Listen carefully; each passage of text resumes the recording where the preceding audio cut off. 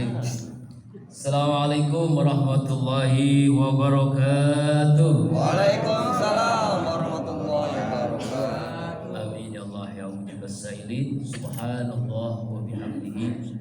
Subhanallahil azim adada khalqihi wa ridha nafsihi wa zinata arsihi wa midada kalimati. Asyhadu an la ilaha illallah wahdahu la syarika lah wa asyhadu anna sayyidina Muhammadan abduhu wa rasuluhu la nabiyya ba'dah. Allahumma salli ala sayyidina wa maulana Muhammadin alaika ya Rasulullah wa ala alihi wa ashabihi wa man tabi'ahu bi ihsanin ila yaumiddin. Rabbi a'udzu bika min hamazati syayatin wa a'udzu bika rabbi an ahdurun. Subhanaka la ilma lana illa ma 'allamtana innaka antal alimul hakim. La haula wala quwwata illa billahil aliyyil azim. Amma ba'd. Para mukaramun, para alim ulama, para tokoh masyarakat, Ketua DKI Masjidil Rahmat, MC yang saya hormati, alhamdulillah Allah bahagiakan kita bisa hadir kembali untuk melaksanakan sholat subuh di awal waktu berjamaah di masjid pada tanggal 29 Ramadan ini. Semoga ibadah kita diterima oleh Allah Subhanahu wa taala. Amin. Salawat dan salam serta tercurahkan pada junjungan alam baginda kita Rasulullah Muhammad sallallahu alaihi wasallam. Zakat, infak, sedekah dan wakaf, tema yang akan kita bahas. Hari ini adalah puncaknya ibadah akhir Ramadan. Setelah kita melaksanakan puasa, maka kita diwajibkan untuk menunaikan zakat. Zakat itu secara bahasa artinya suci, berkah, tumbuh, berkembang. Artinya adalah orang yang melakukan zakat maka pribadinya menjadi suci, hatinya menjadi suci, hartanya menjadi suci, berkah, tambah, berkembang. Itu secara bahasa. Ya, zakat itu ada dua, ada namanya zakat fitrah, ada zakat mal. Zakat fitrah adalah zakat pribadi setiap muslim yang wajib mudayaknya dikeluarkan sebelum sholat hari raya Idul Fitri. Hari raya Idul Fitri ini NU dan Muhammadiyah sudah sepakat tanggal 1 Syawal. Iya. Ya, tanggal 1 Iya. Syawal. Ya pokoknya tanggal 1 Syawal saja. Bahkan Ya, apa Jumat atau Sabtu ya nggak apa-apa. Yang penting jangan Minggu. Ya.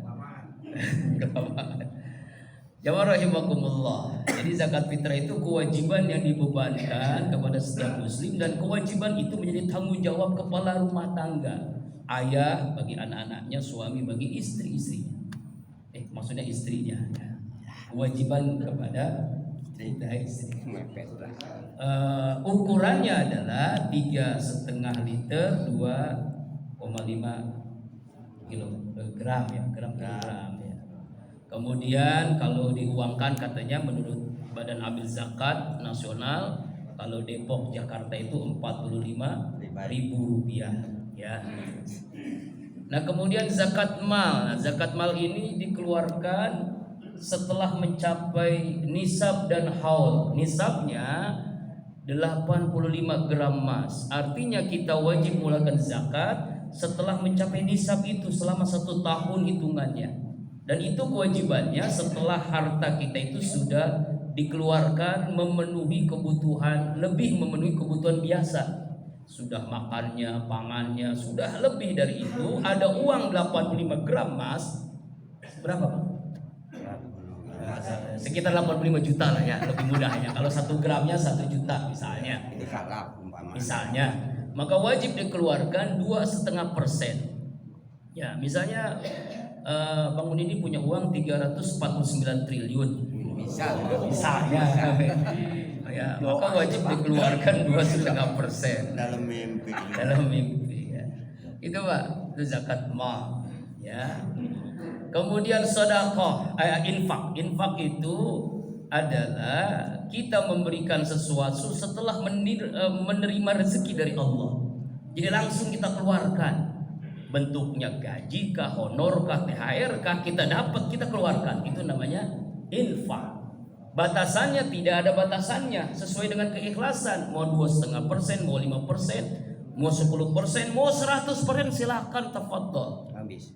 Ya habis. Itu yang dilakukan oleh Abu Bakar As-Siddiq. Bahkan Nabi mengatakan, hai Abu Bakar, bagaimana dengan keluargamu, istri anakmu? 100% kamu berikan infak. Saya punya Allah dan engkau ya Rasulullah. Nah ini berapa ini? Imannya Abu Bakar. Kalau imannya Umar selebarat 50%. Ada duanya. Iya, Allah Akbar. Itu infak. Jadi infak itu langsung, baik mingguan, harian, bulanan, pokoknya dapat rezeki langsung keluarkan. Itu namanya infak. Sodakoh, nah sodakoh lebih umum lagi dari infak, lebih umum lagi dari zakat. Semua kebaikan karena Allah namanya sodakoh. Baik berupa benda, jasa, tenaga, apakah zikir, tasbih, tahmid, tahlil, takbir, dakwah, semuanya sodakoh. Senyum sodakoh. Jadi kalau ada pengemis datang ke rumah kita, tukang ngamen datang, senyum aja. Senyum aja. Dia baik. Dia ngomong gua gak butuh senyum lu. Itu sodakoh. Nggak punya uang kita pengen sedekah, punya bini mencium bini sodakoh. Cium aja bini sodakoh. Maksudnya malam hari Ramadan ya. Malamnya gitu ya. Biasa habis sodakoh kan zakat ya. Udah orang enggak. Ya, mau dicium kanan bau ikan asin, cium kiri bau koyo. Ya Allah. Sudah itu sedekah. Jadi sedekah itu lebih umum, tidak ditentukan jenisnya, batasan enggak ditentukan. Sedekah. Ada namanya wakaf. Nah, kalau wakaf ini yang disebut dengan dalam hadis ijamat abnu adam bin qata amala ila min salasin shadaqatun jariyah. Itu sedekah jatuh wakaf. Misalnya Masjid Ar-Rahmah, pesantren Darul Tafsir, kita berinfak itu namanya wakaf. Ya kan? Majlis zikir, hidayah ya, wakaf. Ya kan? Selama itu ada, selama itu mengalir pahala walaupun kita meninggal dunia. Ya, kemudian jalanan, kemudian jembatan, ya, Quran. Nah, ini wakaf, namanya wakaf. Wakaf itu sedekahun jariyah. Bisa dibedain nih Pak ya. Ada zakat, ada infak, ada sedekah, ada wakaf. Lalu ya siapa yang berhak menerima zakat? Tadi Pak Zam membaca surah At-Taubah ayat 60. Ini tentang mustahik zakat. Orang yang berhak menerima zakat. Ya, ada 8 orang. Yang pertama fakir. Siapa orang fakir? Orang fakir itu orang yang gak punya kerjaan, pengangguran, gak punya uang, gak punya pendapatan. Bahasa Jepangnya belangsak. Itu namanya fakir. Itu namanya fakir. Ya orang punya apa-apa ya. Nah itu namanya fakir. Yang kedua miskin. Nah kalau miskin ini dia udah punya pekerjaan, apakah ngojek lah, apakah kuli lah, pokoknya punya pekerjaan, tapi penghasilannya tidak memenuhi kebutuhannya. Kebutuhannya misalnya istrinya 2, anaknya 10 misalnya, ya kan? Pendapatannya hanya 2 juta sebulan, pengeluarannya 7 juta. Nah, itu miskin namanya. Miskin. 5 juta lagi minjem Ustaz Saifullah. Nah, ya miskin. Jadi kalau ada yang tanya apakah yatim janda berhak menerima zakat? Enggak ada ayatnya. Jana enggak? Enggak ada. Oh, kan ada. Bisa jadi kalau janda kaya, Oh, boleh. yatim kaya, enggak berhak menerima zakat. Jadi berhak itu fakir dan miskin. Udah yatim, udah janda, fakir juga, miskin juga, itu berhak banget namanya. Jadi ayatnya tidak ada janda dan yatim, yang ada fakir dan miskin. Kemudian yang ketiga amil. Amil ini adalah yang mengelola, yang memberikan, yang mengatur siapa yang berhak menerima zakat. Pokoknya pengurus lah, panitia lah yang mengurus masalah zakat. Kemudian ada namanya mu'allaf. Mu'allaf ini orang yang baru masuk Islam supaya imannya semakin kuat, ya semakin gembira, mantap dia. Oh ternyata Islam memperhatikan saya. Baru aja seminggu saya masuk Islam, oh diberikan zakat. Mu'allaf namanya. Kemudian budak. Nah, zaman sekarang udah nggak ada ya budak. Budak itu apa namanya? Kemudian ada orang yang punya hutang. Ya, hutang mah yang dimaksud hutang kebutuhan sehari-hari. Saya Ustadz punya hutang apa? Mobil. Ya enggak itu Pak. Hutang mobil mah beda Pak. Hutang motor enggak. Utang misalnya karena Jumlah. pinjam beras buat beli beras, anaknya, istrinya melahirkan, nah, karena rajin gitu, akhirnya melahirkan terus. Iya, dia kan, nah nggak punya duit dia. Ya, itu namanya utang yang kebutuhannya mendesak, itu yang berhak berzakat. Kemudian ada yang namanya fisabilillah, di jalan Allah. Semua orang lembaga yang di jalan Allah maka berhak menerima zakat. Misalnya santri yang lagi belajar, merebut masjid, imam, muazin, khotib, itu fisabilillah di jalan Allah. Lalu yang berikutnya ibnu sabil, yang musafir perjalanan. Ya, musafir, tahu musafir? Dia kehabisan bekal, tapi dalam rangka ibadah kepada Allah. Misalnya jamaah tabligh, dakwah, dia kehabisan bekal, nggak bisa pulang ke rumah. Itu berhak menerima zakat. Ini ya, dalam At-Taubah ayat 60 itu orang-orang yang berhak menerima zakat. Bapak jamaah rahimakumullah, yang terakhir hikmahnya sekarang. Apa hikmah dari zakat, infak, sedekah dan wakaf tadi? Banyak banget ya. Pertama, hikmahnya adalah dengan kita melakukan zakat, infak, sedekah tadi, Allah karuniakan menghilangkan sifat bakhil bin pelit alias kikir bin medit alias buntut kasiran. Hilang tuh Pak. Ya, manusia Allah ciptakan punya itu. Semua kita punya sifat bakhil. Tapi ketika kita ngeluarin zakat, infak, sedekah, hilang penyakit bakhil tadi. Hilang. Ya, orang bakhil itu jauh dari surga, dekat dengan neraka. Jauh dari malaikat, dekat dengan setan. Orang dermawan dekat dengan surga, dekat dengan malaikat, jauh dari neraka, jauh dari setan. Tuh kebalikannya. Makanya sifat dermawan tumbuh dengan kita mengeluarkan zakat, infak, sedekah. Yang kedua, dengan zakat, infak, sedekah kita keluarkan, Allah hilangkan sifat rakus bin toma alias serakah. Ini penyakit sekarang nih Pak nih. Itu kan yang korupsi bukan tukang beca. Yang korupsi kan bukan tukang kuli bangunan. Siapa yang korupsi?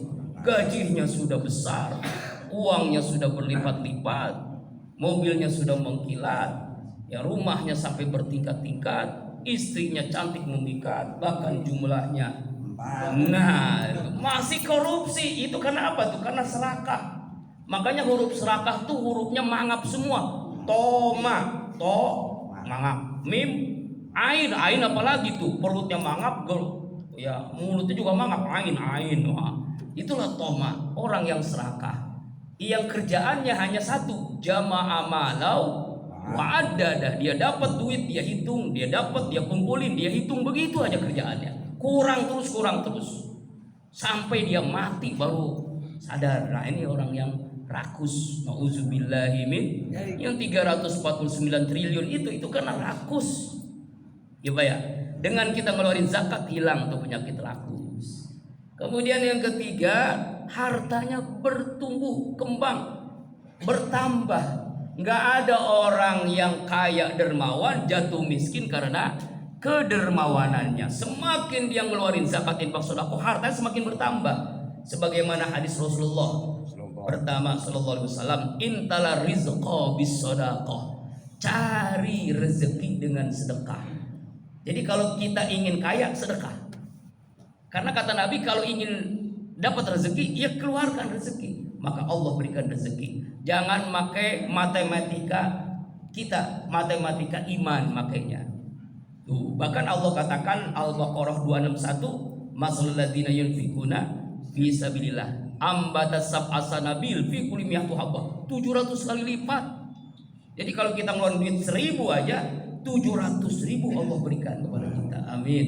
Di akhirat insyaallah. Wallahu yudha'ifu liman yasha. Lalu apalagi bal yazdad kata Nabi, bertambah. Bahkan kata Rasulullah SAW, setiap pagi subuh ini Pak, ini malaikat nyari orang yang sedekah. Ngapain? Doain. Apa doanya? Ganti rezekinya, tambahkan rezekinya. Ganti, tambahin. Amin ya rabbal alamin. Makanya dahsyat subuh sedekah. Subuh sedekah ini dahsyat banget, pahalanya gede, rezekinya bertambah. Amin. Yang berikutnya, ya, obat dari segala penyakit. Tadawu bis sedekah. obatilah penyakitmu dengan sedekah. Ketika ada sahabat bolak-balik ke rumah sakit, pakai BPJS lah, pakai macam-macam, nggak sembuh-sembuh, datang kepada Nabi, ya Rasul, saya nggak sembuh-sembuh, apa caranya supaya saya sembuh? Apa kata Nabi? Tadawwu bisedekah, berobatlah kamu dengan sedekah. Nah, maka orang itu seminggu lagi datang kepada Rasulullah, sembuh terhadap penyakitnya karena ikhlas dia bersedekah. Amin. Amin. Kemudian wafat husnul khotimah. Kalau kita sedekah pagi nih, lalu kita wafat nanti siang, udah siap? Belum. Nyerah dia. Nyerah kalau masalah itu ya. Itu dijamin Rasulullah husnul khotimah. Kita siangnya sedekah, wafat kita sore hari husnul khotimah. Masya Allah. Amin. Makanya sebelum almarhum Kiai Haji Muhammad Arifin Ilham itu wafat, itu dia sedekah. Bahkan cari pasien yang belum bayar itunya, tagihan dari rumah sakit. Allah, sampai begitu. Padahal sakit luar biasa, pakai kursi roda, nyari orang yang susah. Wah, makanya jaminan Rasulullah, jaminan husnul khotimah. Kemudian apa lagi dengan kita berzakat, berinfak, bersedekah, harta kita yang menjadi kekal. Harta itu kan rapuh, jadi kekal harta kita. Yang menemenin kita di alam kubur. Ya, kita mati di liang lahat sendiri, itu nemenin kita siapa? Zakat kita, infak kita, sedekah kita. Kemudian di surga ada pintu khusus bagi orang yang dermawan. Namanya Babus Sakhoya, pintu dermawan. Orang yang zakat, infak, sedekah masuk lewat pintu itu semua. Amin. Amin. Ya Allah ya Rabbal alamin. Mudah-mudahan Allah karuniakan kepada kita kemampuan untuk melaksanakan zakat, infak, sedekah bi barakati wa karamati wal mujadi suratul Fatihah.